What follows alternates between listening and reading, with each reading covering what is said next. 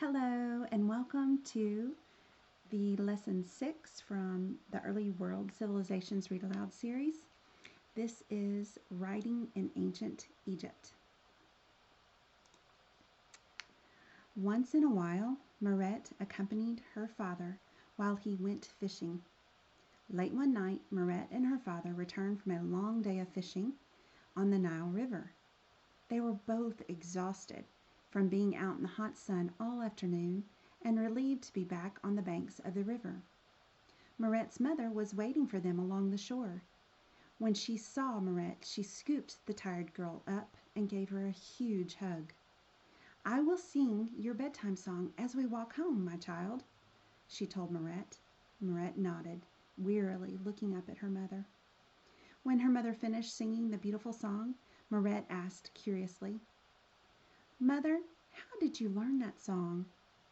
"I learned it from my mother, who learned it from her mother," Mirette's mother replied. "I learned everything I needed to know by listening to my mother. I will teach you everything you need to know, and I hope that you will be able to listen well." "I will," Mirette answered. "But isn't there another way to pass on information?" "Well, yes," Mirette's mother answered. "The kings and scribes know how to draw symbols called hieroglyphs that represent the words we say. Then someone else can come along and read these symbols much later and understand exactly what was written." "But why would we need to write things down when we can just pass them on by talking?" Mirette inquired. "Sometimes messages need to be carried by messengers over very long distances," Mirette's mother explained, "and in the time it took to travel great distances, the messengers sometimes forgot the messages or got some of the words mixed up when they tried to repeat them." "That is not so good," Mirette exclaimed. "Then the person could get the wrong message." "Exactly," Mirette's mother continued. "However, when the message is written down, there is no chance that the messenger will forget the message or get it mixed up. This is one reason why reading and writing are so important. We Egyptians decided it was important to write things down accurately." "That seems like a good idea," Mirette agreed. "So writing things down, using symbols, helps messengers deliver the correct message. But are there other things that writing is used for?" "Many things," Mirette's mother said. "Writing is used so that the important things that happen will be remembered for a long, long time. It is how we can look back and remember things that happened before you and I were even alive." "Wow," Mirette said in amazement. Her mother continued, "So we write it to record our history, but we also use it to write down laws that everyone should follow. We use these symbols to write down stories, poems, and even songs."